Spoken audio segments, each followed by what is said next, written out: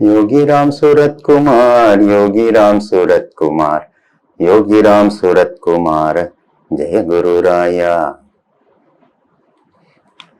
பகவானோட மூத்த பக்தர் தெய்வத்திரு அப்பன் ஐயங்காருக்கு கிடைச்ச திவ்ய அனுபவங்களை நாம அனுபவிச்சுக்கிட்டு இருக்கோம்.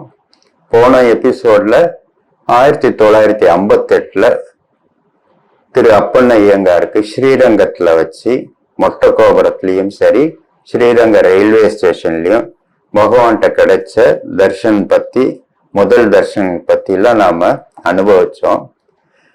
இந்த எபிசோட்ல எப்படி பகவான் தன்னோட அருளால் ஸ்ரீரங்கம் மொட்டை கோபுரத்தை இன்னைக்கு இப்பேற்பட்ட ஒரு பிரம்மாண்டமான ராஜகோபுரத்தா கோபுரமா மாத்தினார்ன்ற அனுபவத்தை திரு அப்பன்னையங்கார் ஷேர் பண்ணதை உங்களோட ஷேர் பண்ணிக்கணும்னு நான் நினைக்கிறேன்.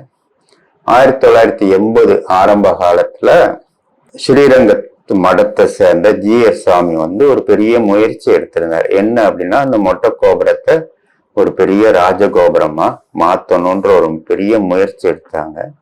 அந்த முயற்சி எடுக்கிறதுக்கு பெரிய பொருள் உதவி வேண்டி இருந்துச்சு. ஒரு காலகட்டத்துல 4-5 தட்டுக்கு மேல அவங்களால ப்ரொசீட் பண்ண முடியல. அதுக்கான பொருள் உதவி சரியா கிடைக்கல. அப்ப அந்த காலகட்டத்துல பகவானை தரிசனம் பண்றதுக்காக சன்னதி தெரு வீட்டுக்கு யார் வந்தா அப்படின்னா, தூத்துக்குடியை சேர்ந்த தூத்துக்குடி ஸ்பின்னிங் மில் முதலாளியான திரு முருகேஷ்ஜி அங்க வந்திருக்காங்க. முருகேஷ்ஜியை பகவான் அப்படிதான் கொண்டாடுவாங்க. எப்படின்னா, முருகேஷ்ஜி இஸ் மை கிங் அப்படின்பாங்க. அப்படி அவரை கொண்டாடுவாங்க. அவர் வந்திருக்கப்ப பகவான் முருகேஷ்ஜிட்ட சொல்றாங்க. என்ன சொல்றாங்கன்னா, இந்த மாதிரி ஸ்ரீரங்கம் கோபுரம் மொட்டை கோபுரமா இருக்கு, அதை ராஜகோபுரமா மாத்துறதுக்கு அங்க உள்ள மடத்தை சேர்ந்த ஜி.எஸ். சாமி அது ஒரு பெரிய முயற்சி எடுக்கிறாங்க.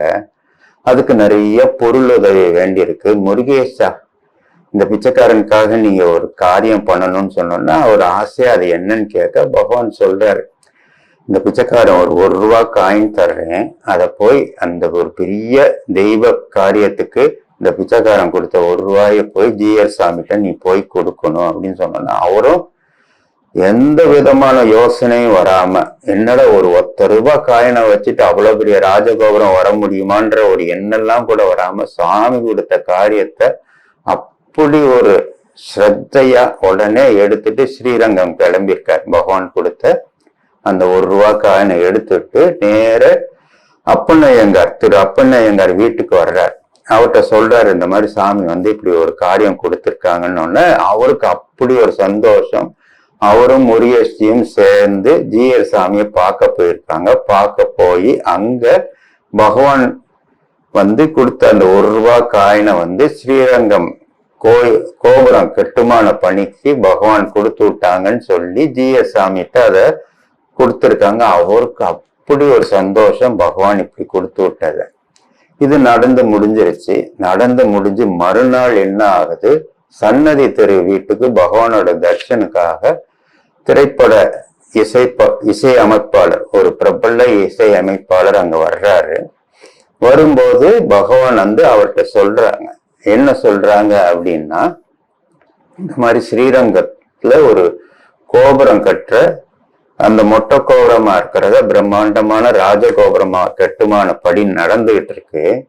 அந்த தெய்வ காரியத்துக்கு நீங்க உதவி செய்ய முடியுமா அப்படின்னு பகவான் அவர்கிட்ட அந்த பெரிய இசையமைப்பாளர்கிட்ட கேட்க, அவருக்கு அப்படி ஒரு சந்தோஷம், இப்படி ஒரு கைங்கரியம் கிடைச்சதுக்கு உடனே சரின்னு சொல்லிடுறாரு.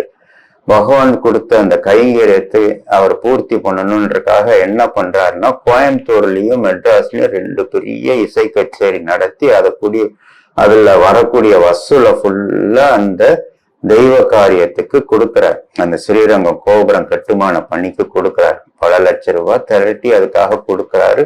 கட்டுமானப்படி வேகமா வளர ஆரம்பிச்சது. இந்த காரியம் இப்படி நடக்க ஆரம்பிச்சோன்னா பகவானோட அருள் என்ன பண்ணுது அப்படின்னா, அன்றைய காலகட்டத்துல தமிழ்நாட்டோட முதலமைச்சராக இருந்த திரு எம்ஜிஆர் அவர்களோட மனசுலயும் இதுல பங்கெடுக்கணும்னு ஒரு ஆசை வர, அவரும் அந்த கட்டுமான பணிக்கு நிறைய நிதி உதவி கொடுக்க, அவர் செய்யறத பார்த்துட்டு பக்கத்து மாநிலங்கள்ல இருக்கக்கூடிய முதலமைச்சர்களான திரு எல்.டி. ராமாராவ் அவர்களும் திரு சரத்பவார் அவர்களும் முன் வந்து அவங்களோட காணிக்கையெல்லாம் அதுல கொடுத்து அது ஒரு பெரிய காரியத்தை வந்து ரொம்ப ஃபாஸ்டா முடிஞ்சு ராஜகோபுரமா மாத்திடுச்சு அப்படின்னு சொல்லி திரு அப்பனையங்கார் ஷேர் பண்ணாங்க. இப்பேற்பட்ட ராஜகோபுரம் வேகமா வளர்றதுக்கு காரணம் பகவானோட அருளும் அவர் கொடுத்த அந்த ₹1 காயின்ல ஆரம்பிச்சு அவ்வளவு வேகமா நடந்து முடிஞ்சதுன்னு சொல்லி அந்த ஒரு பெரிய காரியம் எப்படி பகவான் அழகா நடத்தி காமிச்சான்றத திரு அப்பனையங்கார் ஷேர் பண்ணாங்க.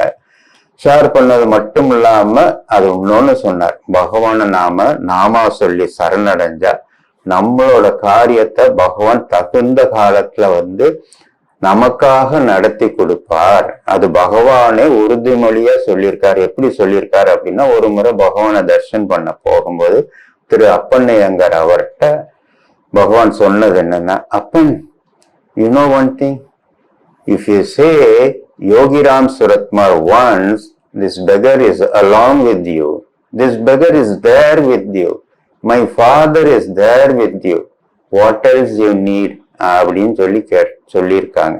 என்ன அப்படின்னா, இந்த பிச்சைக்காரனோட நாமமான யோகிராம் சுரத்மார் ஒரு முறை நீ சொன்னீன்னா இந்த பிச்சைக்காரன் உன் கூடயே இருக்கான், உன்னோடையே இருக்கான், என் அப்பா உன்னோடயே இருக்கார், உனக்கு வேற என்ன வேணும் அப்படின்ற ஒரு உயர்ந்த உறுதிமொழிய கொடுத்தாரு. அது வந்து இந்த அப்பனுக்கு மட்டும் கொடுக்கல, நம்ம மாதிரி எல்லா பக்தர்களுக்கும் அந்த உறுதிமொழிய கொடுத்திருக்காரு. அந்த நாமம் அப்பேற்பட்ட சக்தி வாய்ந்த நாமம், யோகிராம் சுரத்குமார்ன்ற நாமம். நம்ம பகவான் அப்பேற்பட்ட ஒரு சக்தி வாய்ந்த பகவான்றத ஷேர் பண்ணாரு. இந்த அனுபவத்தை இந்த எபிசோட்ல உங்களோட ஷேர் பண்ணணும்னு நான் நினைச்சேன். அடுத்த வரக்கூடிய எபிசோடுகள்ல திரு அப்பனையங்கார் வந்து ஷேர் பண்ண அருமையான அனுபவங்கள் எல்லாம் உங்களோட ஷேர் பண்ணிக்கிறேன். ஜெய் யோகிராம் சுரத்குமார். योगिराम सूरत कुमार,